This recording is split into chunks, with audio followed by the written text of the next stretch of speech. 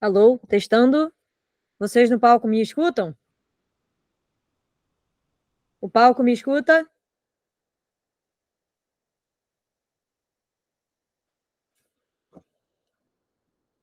Hum, hum.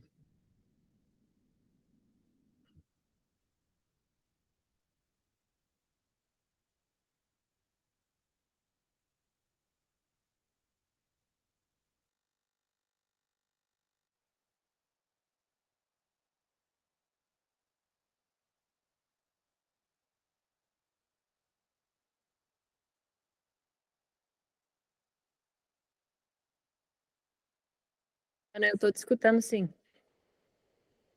Você me escuta, né, Nick? Eles que não estão escutando, eles estão com o som desligado. Eu tô ligando aqui pro técnico de Pois é. TI, mas sem sucesso. E a gente passou esse som e tava tudo certo ontem. Liga pro Edson, ele tá com o celular na mão. Vou ligar.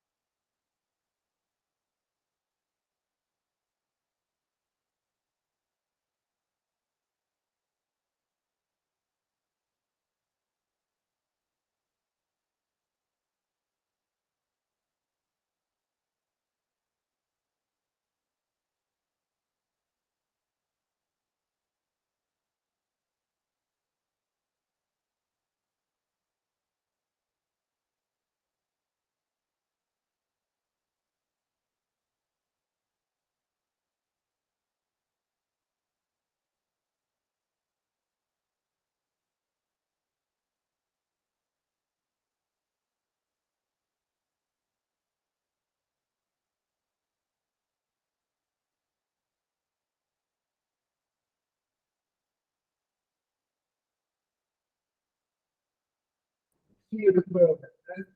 Depois, todo mundo estava com doutorado na Universidade de Zurique.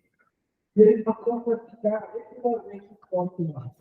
E os estudantes, hoje, com 43 anos, conseguem chegar como membros da diretoria da WCF, a Federação Mundial de Surf.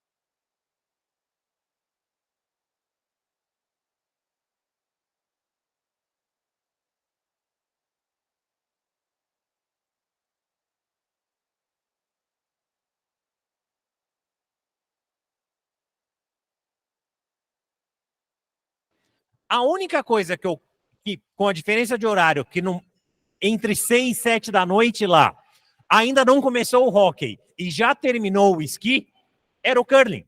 E por causa dessa diferença de horário, o curling teve uma visibilidade gigante na TV por causa daquilo. E eu fui um dos que assistiu isso na TV, esse esporte maluco de gente varrendo gelo, gritando, né, a pedra, a famosa chaleirinha. E eu falei, cara, eu vou jogar isso aí um dia. E comecei a aprender assim que eu cheguei na Suíça, eu moro lá desde 2013, e eu tive a honra de já ter representado o Brasil em 3 campeonatos mundiais, e eu tô aqui com o restante do time, obrigado pelo apoio e pela confiança. Agora, dia 14 de outubro, a gente vai para a Escócia representar o Brasil no campeonato mundial, o misto. Então, nós estávamos aqui 2 horas treinando para tentar fazer o time pegar a dinâmica. É um prazer estar aqui. E a gente vai falar um pouquinho de como conciliar essa vida profissional com a vida do treino e tudo mais. Pode aproveitar para apresentar o time aí, Sérgio. Está com a Fabiana. Levanta a mãozinha, levanta aí para o povo ver. É a nossa lead, então vai ser a responsabilidade da Fabiana preparar o jogo para a gente. Então, se a gente perder, a culpa é basicamente dela.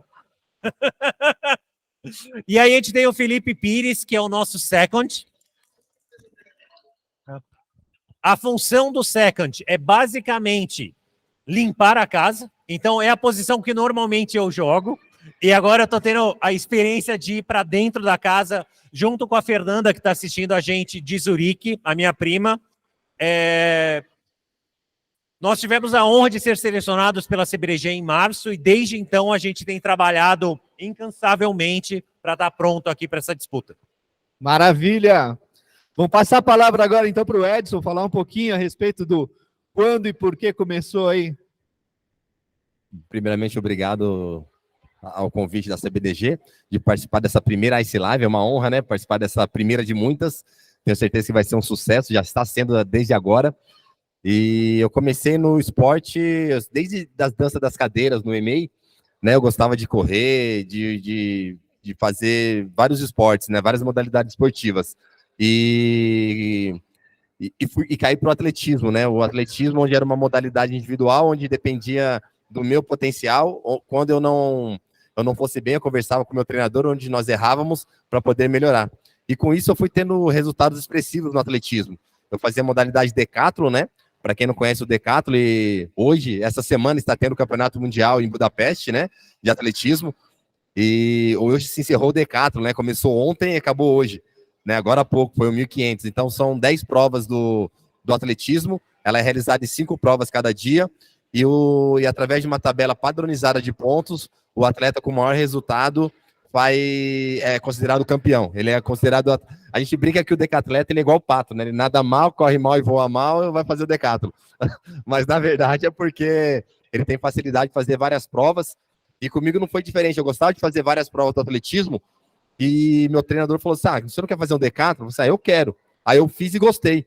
E aí todo mundo fala assim, nossa, decatleta é doido, né? Fazer essa prova de doido, um monte de provas. Porque não faz uma só, né? Mas aí eu comecei a ter resultados expressivos, fui campeão brasileiro por 8 vezes, né? Depois campeão sul-americano por algumas vezes, ibero-americano, fui 16º colocado no Campeonato Mundial Júnior, né, no atletismo. E em 99 eu recebi o convite para fazer o bobsled. Eu não sabia o que era o bobsled. E aí a única referência que tinha era o filme, Jamaica Abaixo de Zero. E eu nem sabia do filme também. E aí eu assisti, e aí junto com a minha mãe. E minha mãe falou assim, não, você não vai que é muito perigoso. E ela falou assim, não, mãe, 19 anos, né, minha mãe queridinha. Falei assim, não, hoje em dia não tem mais problema. Os trenós têm uma tecnologia que não deixa o atleta se machucar. Mas, na verdade, nem sabia, né, eu queria conhecer. E como todo atleta de alto rendimento sonha para os Jogos Olímpicos, o meu não era diferente, mas era para ir para uma Olimpíada de Verão. E depois de conhecer o bobsled, eu tive a possibilidade de entender que existia Jogos Olímpicos de Inverno, que tem o mesmo peso de Jogos Olímpicos de Verão, só muda por questões climáticas e as modalidades. E aí nós vimos que tínhamos condições de qualificar para os Jogos Olímpicos. E aí foi quando começou a minha história no bobsled, e até chegar como finalista olímpico hoje, em 2022, né? No quinto Jogos Olímpicos. E para mim é uma felicidade muito grande. E a gente não para por aqui, né? Tem 2026 chegando, mas Eu, como piloto hoje, e junto com a Confederação Brasileira de Esportes no Gelo, a gente está fazendo um trabalho árduo, um trabalho acelerado para a gente formar novos atletas, novos pilotos e fazer uma renovação que precisa para fazer com que essa modalidade sempre continue em alto rendimento e representando o Brasil da melhor forma possível em Jogos Olímpicos, né? Maravilha. É como você falou, né? Já no atletismo falam que quem faz o decathlon é meio doido, né? Então aí você já aproveitou a doidice para ir para o bobsled. Mas tem gente que faz coisa mais perigosa ainda, né? E nós vamos passar a palavra para ela. Então, a Nicole, nossa craque do skeleton. Como é que é essa loucura? Como é que surgiu essa loucura na sua vida, Nicole? Pera só um pouquinho que eu acho que a gente está sem ter o áudio. Está mutado o seu microfone? Alô, alô? Melhorou? Opa, agora sim. Ajuda se eu tirar ou ligar o microfone, né? Então, tudo bem, galera. Eu acho que como o bobsled parecido no skeleton, é meio difícil de achar alguém que realmente iniciou a modalidade desde o início, né? Sempre tem alguma história atrás. E para mim, parecida com a do Edson, eu pratiquei várias modalidades também. Comecei dançando, ginástica olímpica, joguei futebol uma boa parte da minha vida. Fiz levantamento de peso, fiz vôlei, joguei rugby, fiz de tudo, assim. Acho que de último eu estava fazendo competições de fisiculturismo e eu fiz por 3 anos. Aí foi julho de 2017. Na época, estava estudando para me formar na enfermagem e estava também trabalhando numa loja de suplementos aqui em Calgary, que é no Canadá, para onde eu me mudei. E aí eu estava trabalhando e um ex-colega meu, também do Edson, o Fábio, ele veio fazer compras e aí a gente conversando, ele descobriu que eu era brasileira. Na época, eles estavam se preparando para a temporada de 2018 na Coreia. Aí ele falou assim, o time feminino brasileiro que está treinando aqui em Calgary estão procurando mais uma atleta para participar e tentar qualificar para os Jogos de 2018. E aí, para resumir a história, ele me convidou e eu disse, vou tentar então. Mas igual o Edson, minha mãe e meu pai disseram, vai não. Só que eu tive sorte que eles na época estavam no Brasil, então eu fiz e contei depois. Então, foi assim, aí eu comecei no bobsled, eu fiz uma temporada de bobsled e a gente acabou não se qualificando para os Jogos de 2018, aí eu consegui voltar para a escola, me formei como enfermeira, e aí foi que eu tive uma conversa, na época que eu estava fazendo bobsled com o Matheus e com o Emílio, que também praticou o skeleton. Aí eles falam assim, a gente nunca teve ninguém representando o Brasil na modalidade de skeleton, e acho que talvez eu seria uma boa conexão, assim, principalmente estando morando em Calgary, que na época existia uma pista aqui também. Então, eu já podia trabalhar e também descer a pista. E aí então, a gente não qualificou em 2018, em fevereiro, e já em outubro, acho que foi outubro, eu fiz o skeleton para público que eles têm aqui em Calgary. E eu fiz 2 descidas ali e não gostei muito, assim, mas eu falei, vamos ver se eu consigo continuar. E aí foi em setembro que eu fiz uma escola, que foi em Lake Placid, e aí sim que eu comecei a pegar o jeito da modalidade e peguei gosto. E aí foi de lá, eu segui o rumo. É isso aí. E ela não deixa de ser uma decatleta também, né, o Edson? Porque ela praticou 9 esportes, aí agora está no skeleton, ganhou 10º, né? Vamos aproveitando então que a bola já está lá com você, Nicole, e fala um pouquinho. A gente sabe que assim, uma coisa é quando a gente começa como atleta de alto rendimento e com o tempo a gente vai aprendendo os caminhos, né? Como o pessoal fala no futebol, né, que o veterano ele sabe os atalhos dentro do campo, eu acho que o atleta também vai aprendendo os atalhos para conseguir ter uma rotina de treinamento que seja mais adequada ao restante das coisas que ele faz na vida, né? Então, começando lá pela Nicole, como é que era essa rotina de treino no começo e como que é agora? E depois a gente vem passando aqui para o Edson e para o Sérgio. Então, sempre foi meio... Em todas as modalidades que eu pratiquei, sempre foi meio louco, assim, estressante, mas também o jeito da minha vida, acho que é o jeito que eu gosto de viver. Se eu fico parada por muito tempo, eu fico meio doida também. Mas no início, quando eu comecei, eu pratiquei várias modalidades, mas atletismo foi uma das que eu nunca tive nenhuma experiência. E atletismo, ou pelo menos a corrida, o tiro, é uma das coisas mais importantes que tem no skeleton. Então, para mim, foi e continua sendo algo que eu tenho que me esforçar bastante para trabalhar e melhorar. Mas no início era tipo, eu trabalhava no hospital, são turnos de 12 horas, então de 8 ou 12, então ou eu trabalhava 8 horas e aí ia trabalhar, ou treinar, ou eu treinava e depois ia trabalhar. Às vezes eu saía direto do turno da noite e ia treinar, para depois tentar dormir um pouco. Às vezes eu tinha um turno à noite ou um turno de dia, e aí no dia seguinte era o turno à noite, então era sempre meio que conciliando o trabalho e o treino. Mas eu sempre brinco que a minha vida era treino, comer e tentar trabalhar e tentar dormir. Então, minha vida sempre foi assim, acho que eu acostumei e gosto de viver assim, vamos dizer. Mas eu, agora que já estou envelhecendo e 2, acho que entrando mais no início era mais volume, assim, tem que praticar e ter o volume. Agora é mais mesmo definir as coisas mais certinhas, sabe? Então, tem gente que está tentando, assim, me acalmar um pouco para mim poder relaxar um pouquinho mais. Mas sempre foi corrida.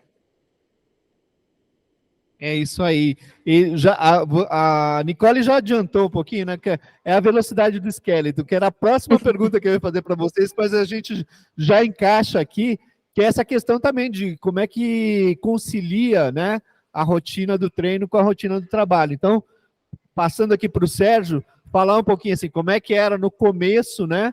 E hoje, já com um pouco mais de experiência, como a Nicole falou, como é que você consegue administrar essas coisas? A rotina de treino, trabalho, estudos? Para mim foi um pouco mais fácil, eu acho. Primeiro, de novo, é um nível um pouco diferente, né? Então, mas assim que eu mudei para a Suíça, eu estava estudante tempo integral. Então, doutorado é tempo integral. Só que, como toda aula em tempo integral, você tem algumas janelas. E eu tive a grande vantagem o grande suporte da Universidade de Zurique, em que a atlética da faculdade organiza aulas de introdução de, cara, qualquer esporte que você imaginar. E lembra, eu tinha falado, um dia eu vou jogar esse negócio. Então, quando a gente mudou para Zurique, antes da gente ter encontrado o nosso apartamento, eu já estava matriculado na universidade e já estava matriculado no curso de curling. Então, eu já sabia o que ia jogar, não sabia onde ia jogar. Sabia que ia jogar. Mas eu sabia que ia jogar. Então, usando esse apoio, eu comecei a fazer o curso da universidade e, ao mesmo tempo, a universidade me indicou o Roger Schmidt, que é um dos maiores coaches de curling do mundo. Ele, inclusive, foi o mentor do técnico que a gente teve aqui na Arena. E ele falou, Sérgio, eu vou te ensinar a jogar esse negócio. E, cara, foi essa a diferença, de você ter um coach que te coloque. Então, modéstia à parte, em 6 meses, que foi o período de eu nunca ter pisado no gelo, e agradeço ao Matheus que fez o convite, né? Ele está aqui na minha frente, eu sou super grato ao Matheus, e eu, com 6 meses de treino, ele viu, esse japonês tá no caminho certo, ele tá no... Sérgio, eu quero que você vá para Vancouver para participar da seletiva da primeira seleção formada pela CBDG, né? Porque a gente teve antes, o curling já existe no Brasil desde 2007, mas em 2014 foi a primeira vez que a gente fez uma seletiva organizada. E o Matheus, confiando nisso, fala, é louco hoje, né? Olhando para trás, mas ele falou: eu quero que você participe. E eu fui selecionado para ser o reserva daquela primeira seleção. E nesse momento, já trabalhando e com o gostinho de, ok, você entrou na seleção, você vai ter que entregar. Então, o que a Nicole falando, quando você está com a paixão, você acha um jeito. E desde então, e um pouquinho resgatando o que eu já tinha de mim, e eu conheci o Edson na época que eu era diretor de rugby na Faculdade de Direito aqui da USP. E ele era nosso instrutor técnico. Então, para ver como o mundo é pequeno, né? Então, e eu sempre brinco, eu sou muito melhor gestor do que atleta. E em todos os ambientes onde eu estive, eu sempre acabei vivendo isso.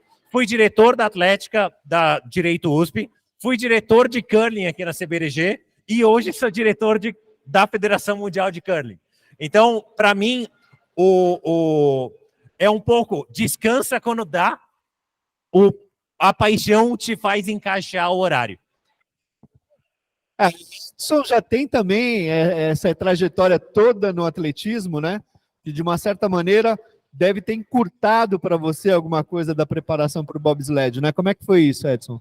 O atletismo ele já deixa o atleta predisposto para a modalidade bobsled, pela velocidade, força, explosão muscular, né? Então, isso me ajudou bastante. E aí, quando eu fiz a transição para o bobsled, o mais difícil foi a parte técnica, né? Eu não era piloto, né? Eu comecei lá atrás, de cabeça baixa, rezando ali para que nada de mal acontecesse.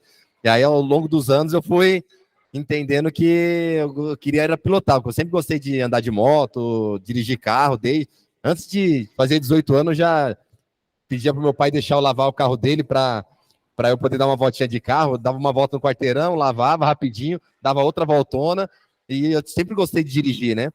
E em 2006 que eu passei depois dos Jogos Olímpicos de 2006, eu comecei a pilotar. Então, 2002, 2006 eu era o brakeman, né? Brakeman e push, e aí depois eu passei a ser piloto, né? Mas eu sempre, desde o atletismo, eu sempre entendi que o esporte não era pro resto da vida. Então, eu sempre conciliei o esporte com os estudos, porque eu queria me formar, e eu sempre quis fazer educação física para eu poder estar dentro do esporte trabalhando de alguma forma. E até hoje eu nunca tive um carimbo na minha carteira de trabalho, né?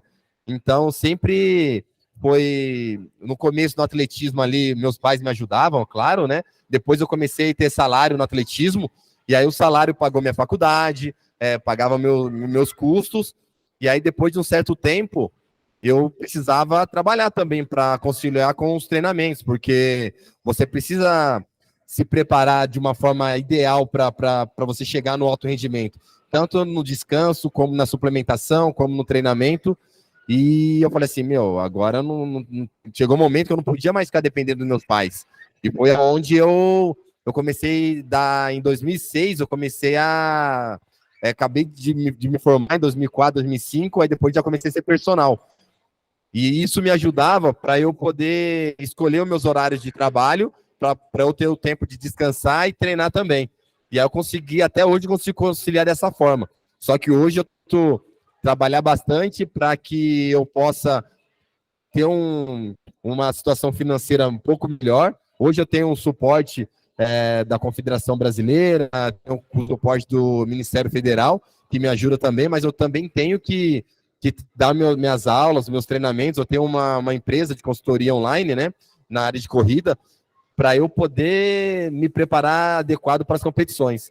Então, sempre foi conciliando o treinamento, o trabalho, para que eu consiga chegar para as competições. Porque quando a gente viaja para o bobsled, nós ficamos, quando é temporada olímpica, quase 6 meses fora.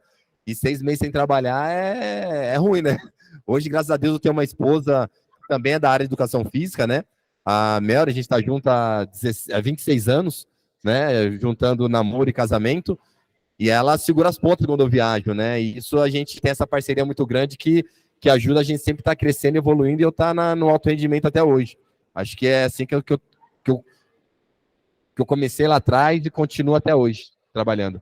É legal principalmente para os novos atletas, pessoal que está começando, né, conseguir ter contato com essa experiência, né, que você já tem de todo esse tempo, E aí, aproveitando ainda que o microfone está na tua mão, vamos emendar já também assim, com essa experiência que você tem hoje, né?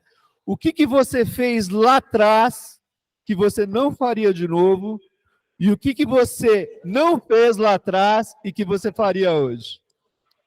Eu acho que hoje eu tenho uma percepção muito maior, depois que eu me formei em educação física, comecei a entender mais sobre treinamento, conhecer mais sobre o meu próprio corpo. Então, você acaba, se eu soubesse lá atrás que certos tipos de descanso, certas coisas que eu deixava de descansar para fazer outras coisas, se eu descansasse mais voltado para o treinamento, eu acho que hoje eu tenho essa percepção. Então, acredito que eu teria tido resultados muito melhores, né? Mas foi questões de entender exatamente o que seria necessário ser feito para você estar no alto rendimento de uma forma muito melhor, né? Mas isso não é que me atrapalhou, mas eu acredito que poderia ter me dado muito mais bagagem para chegar e fazer um resultado muito melhor. Acredito que seria isso. Já vamos seguindo lá para a Nicole com a mesma pergunta. Nicole, com a experiência que você tem hoje, o que você fez lá atrás que você não teria feito, ou alguma coisa que você hoje falou assim, poxa, eu devia ter feito tal coisa? Eu acho que eu diria que o Edson roubou minha resposta aí. Mas se eu for pensar em outra coisa, acho que com certeza eu adicionaria o atletismo como 11ª modalidade, porque eu acho que teria me salvado bastante tempo nas técnicas que eu preciso hoje para o skeleton. Mas fora isso, eu acho que eu teria cuidado de mim mesmo, acho que um pouco mais em termos de descanso. Eu sempre fui assim bem dedicada, mas acho que às vezes muita dedicação também não é perfeita, sabe? Eu sempre coloquei o esporte como a prioridade, só que sempre achei que tinha que ser tipo 200% no esporte, descanso e sei lá, vida com amigos ou com família pode deixar para depois, mais ou menos assim. Então acho que balancear um pouquinho mais, mas tomar conta do descanso e ter feito o atletismo. E você, Sérgio? Cara, eu tô pensando desde que eu vi o Edson falando, ô perguntinha difícil, hein? Né? Mas assim, para ser bem honesto, eu não tenho muitas coisas que eu teria feito diferente. Eu acho que o Sérgio que está aqui falando hoje é resultado de tudo isso. Então, assim, eu tenho meu pai que é professor. Então, e zero atleta, né? Então, eu posso falar aqui, ó, zero atleta. Mas ele sempre viu que eu e o meu irmão, a gente desde sempre gostou muito disso. E principalmente dentro de casa, e até um pouco da parte não da família do meu pai, mas da família da minha mãe, a parte japa da família, o esporte era muito importante. O meu avô, ele foi professor da luta, né, da esgrima samurai que eu faço. E o meu bisavô foi da cavalaria japonesa. Então, esse combinado da visão de, ok, eu respeito o esporte, mas não faço o que meu pai tinha dado, mas já que para vocês é importante, eu apoio. E ele cansou de ir em competição de judô e depois ter que pagar massagista, né? Mas para mim, todas essas passagens me trouxeram para onde eu estou hoje. Então, assim, eu não acho que eu faria algo diferente. O que eu vejo e sempre falo nos programas que nós temos na WCF para criança, na verdade é o contrário. Não tem errado. Vai, tenta. Vai, brinca. Né? Não interessa se você está ganhando ou não. O importante é você estar fazendo alguma coisa. Então, a única coisa que eu acho que eu teria feito diferente é ter explorado mais opções. Eu nunca fui muito disso. E meu pai sabe, eu sou extremamente monotarefa. Então, assim, eu vou, resolvo o negócio e depois vou para outra. Eu acho que para as crianças que hoje têm um acesso mais fácil, e, por exemplo, a Arena traz isso, né? Porque 10 anos atrás seria inimaginável você ter uma pista de patinação desse tamanho, né, Cláudia? Ou uma pista dedicada de curling. Então, hoje, a CBDG já propicia um acesso ao esporte que nós não tivemos. Então, assim, a dica, na verdade, é o contrário. Aproveitem essa estrutura. Maravilha. E agora tem uma perguntinha que parece sempre meio piegas, né? Mas que eu acho legal fazê-la para que vocês possam até inspirar, né, os jovens atletas que estão nos ouvindo. Que é o seguinte, né? O que o esporte te proporcionou, Edson? Vixe, tudo que eu tenho hoje é através do esporte. Acho que se não fosse esporte, não sei o que eu seria, né? Hoje eu tenho uma família maravilhosa, tenho 2 filhos, uma esposa fantástica, tenho minha casa, meu carro, sou formado, tenho uma faculdade, sou pós-graduado, e tudo que eu tenho de percepção de vida, né? De superação, de resiliência, eu acho que o esporte ele te ajuda a ter tudo isso. Eu acredito e tenho certeza que não só para os atletas, mas para as pessoas de qualquer área que existe no mundo, se você nunca fez uma modalidade esportiva, faça. E faça uma competição, que você vai ter a ideia exata do que é trabalho em equipe, do que é respeitar o companheiro, do que é ajudar uma pessoa que precisa. Então, acho que quem vivenciou uma modalidade esportiva, quem já competiu, tem isso muito bem e sabe fazer isso de uma forma impressionante. Hoje em dia, muitas empresas contratam ex-atletas porque sabe a dedicação que o atleta tem, do compromisso que ele tem, né? Às vezes ele não pode ser bom naquela área, mas o que ele traz de experiência pode ser muito bom para a empresa. Então, acho que isso é importantíssimo. Então, acho que vale a pena, se você nunca fez uma modalidade esportiva, nem que fosse uma caminhada, uma corrida, uma São Silvestre, ou sei lá, uma corrida do bairro, faça. Porque você vai ver o tanto que é bom você se superar. Porque a próxima vez que você for fazer novamente, você vai querer melhorar. Isso é competição. E isso é em tudo, é na vida, né? Acho que o esporte é vida, literalmente. Voltando aqui para o Sérgio, então. O que o esporte te proporcionou, Sérgio? Cara, o esporte é o que me deixa ação. Né? Eu sou advogado tributarista, que a gente fala que é a parte mais estressante que você pode ter do direito. E trabalho atendente de clientes de alta renda. Então, assim, eu não tenho muito espaço para erro, porque se eu tiver algum erro, eu estou falando de um número considerável aí. Então, o esporte em geral e o curling em específico são 2 horas, ou até 3, dependendo se a gente está falando de campeonato de nível alto na Federação Mundial. São 3 horas que você não consegue pensar em outra coisa ali. Porque se eu desconcentro, ou eu vou errar a pedra, ou pior, eu vou de boca no gelo. Então, é um ambiente que te permite... É até um pouco contraditório, mas pelo foco que você precisa ter, ele te permite desfocar. Então, para mim, ele é um perfeito complemento, eu acho que o grande objetivo dessa live, ele é um perfeito complemento da sua gestão de carreira com a sua gestão de sanidade mental. Então, o esporte, para mim, ele permite e aqui modéstia à parte, sendo pai de 2 meninos que são mega ativos, uma esposa que me dá super apoio, mas eu estou a trabalho aqui em São Paulo, participando dessa live, me preparando para o Congresso da Federação Mundial de Curling, que vai ser daqui a 15 dias na Coreia. Então, se não fosse o curling aqui, eu estaria em parafuso. E eu acho que a Nicole, principalmente com o trabalho de estresse dela, né, Nicole? Essa pode ensinar muito para a gente. E é para ela que a gente passa a bola, então, para ela falar o que o esporte proporcionou para a Nicole. Acho que foi exatamente o que eles responderam aí. Para mim, acho que quem eu sou hoje foi graças a todas as modalidades que eu pratiquei. Acho que foi muito importante para mim praticar todas as modalidades e não só uma, experimentar tudo. E eu também acho que eu sou do tipo que eu dou o meu 100% até eu não quiser mais, vamos dizer, eu não gostar mais, e aí eu passo para a próxima.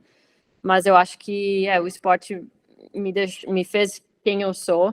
Eu também acho que hoje, assim, entendo que tu é um atleta num CV, já deixa uma empresa, isso já é bastante, como é que se diz? Muito bom para a empresa, eles já vão gostar disso. Porque o esporte me deu essa dedicação, o foco. Eu acho que eu consigo, por conta da minha vida sempre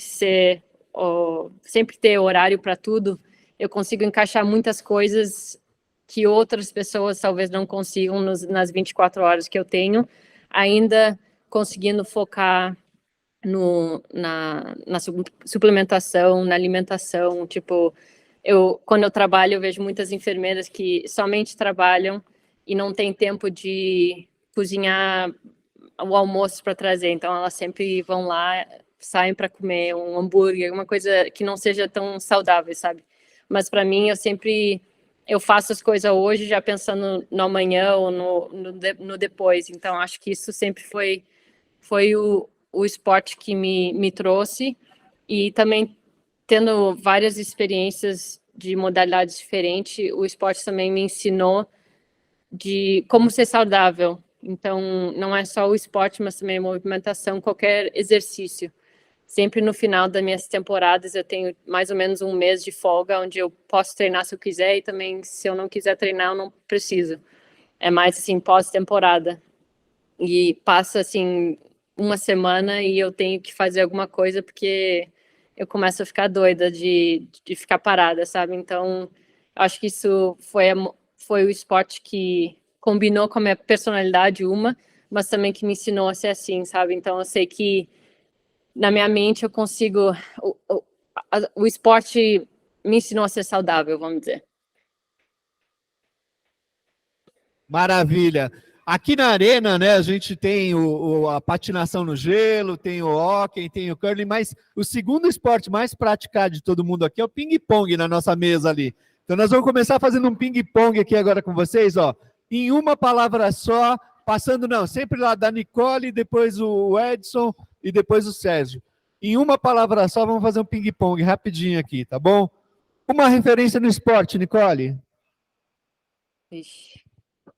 A minha namorada, Kim Elements. Maravilha. Edson. Ayrton Senna. Sérgio. O Sensei Jorge Kishikawa. A gente passa sempre para mais rápida lá na Skeleton, que é rapidinho, né? Vai ser sempre a primeira a responder. Vamos lá. O que te motiva? Mim mesma. Edson. Minha família, esposa e filhos. Desafio, novidade. Outro esporte no gelo. Desculpa, não escutei. Outro esporte no gelo, além do Skeleton. Patinação. Curly, me segura, hein? Vou chegando, hein? Nenhum deles. Eu respeito demais os outros esportes de gelo para não tentar. Eu vou bobsled, qual o problema? Vai de cabeça baixa rezando. Nicole, um lugar. Qualquer lugar com praia. Qualquer lugar com a minha família.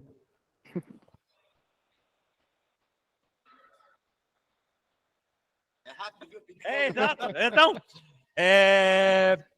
Arena Ice Brasil. Opa! Aí sim, hein? Melhor companhia para treinar. Momento, cortou, desculpa. A melhor companhia para treinar. Não deu. A melhor, Companhia para treinar. a minha Eu namorada. ganhar tempo, hein? A namorada. Edson. Meu time de bobsled. Meu time aqui, ó. Um sonho, Nicole. Uma medalha olímpica. Medalha olímpica. Eu vou ser mais humilde, né? Classificação olímpica, né? E com certeza todos nós aqui, todo o público dos esportes no gelo, vão estar torcendo por isso, tá? E a gente vai chegando aqui ao final da nossa primeira Ice Live. E antes disso, vamos passando a palavra aí, então, para a despedida de vocês. Nicole, quer dar seu tchau aí para a turma? Não consigo enxergar quem está aí, mas muito obrigada por quem veio participar online e também em pessoa. Espero conseguir visitar aí logo e quem sabe para as próximas estar aí presente em pessoa. Então, muito obrigada, galera. Vai ser muito bem recebida, com certeza, tá? Edson? Só tenho a agradecer mais uma vez a oportunidade de participar dessa primeira Ice Live aqui na Arena Ice Brasil. Quem não conhece aqui ainda, venha conhecer. Aqui é um lugar fantástico. Tem o curling, a primeira pista da América Latina, se eu não estou enganado. Tem a pista de patinação com hockey, as pessoas aqui patinando, se divertindo. Tem aí o hockey também. E vão atrás dos seus sonhos, dos seus objetivos, porque não tem fracasso. Ou você aprende, ou você ganha. Bora! Eu queria agradecer de novo muito o convite, né? É um prazer aqui dividir um pouco de experiência. E eu queria agradecer muito a CBDG, né, por confiar no time e pela nossa convocação para a seleção brasileira.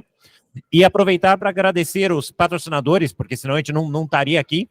Então, agradecer muito a Gross Stabil, que apoia o curling desde que ele começou no Brasil. E agradecer pela primeira vez, Edson, o Ministério do Esporte e o Governo Federal do Brasil, porque nós tivemos pela primeira vez um projeto apoiado pela Lei de Incentivo ao Esporte. Então, assim, é um grande marco na história do curling aqui no Brasil. Então, muito obrigado ao Ministério do Esporte e ao Governo Federal por esse apoio. Vai fazer uma super diferença para o crescimento da modalidade e eu estou super orgulhoso de poder levar a marca da Lei de Incentivo do Esporte no uniforme. Maravilha. E nós agradecemos muito, né, a audiência de todos vocês que estão aqui na arena, pessoal que está acompanhando aí pelo Google Meet. Um grande abraço, um agradecimento enorme a Nicole, ao Edson e ao Sérgio, que dispuseram seu tempo para estar aqui conosco.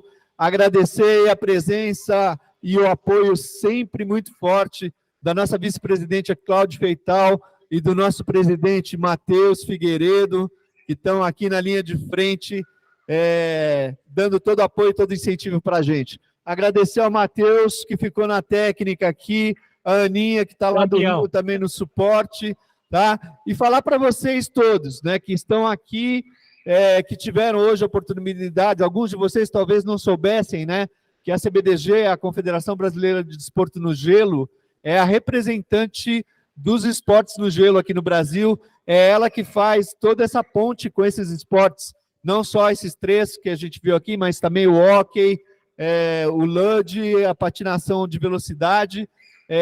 A gente tem agora também os esportes paralímpicos, né? A gente tem o curling paralímpico sendo praticado aqui. Então, é a oportunidade que qualquer brasileiro que esteja aqui podendo praticar essas modalidades aqui na arena, de ter o caminho para uma Olimpíada de Inverno, né? E você, brasileiro, que por acaso vai assistir depois nas nossas redes sociais essa live e que está fora, tem a oportunidade de praticar esses esportes no gelo em qualquer lugar no mundo, procurem os canais da CBDG, procurem os canais da Arena Ice Brasil, que a gente vai estar aqui de braços abertos para receber atletas que, por acaso, como a Nicole, né, estão em outro país, como o Sérgio hoje também está, né? Os atletas que estão espalhados pelo mundo aí, brasileiros, que possam praticar o esporte com a gente, tá? Então, mais uma vez, obrigado a todos. A gente vai encerrando por aqui a nossa primeira Ice Live e para o mês que vem tem outra, tá bom? Grande abraço para todos. Obrigado, Ari. Tchau. Obrigada, galera.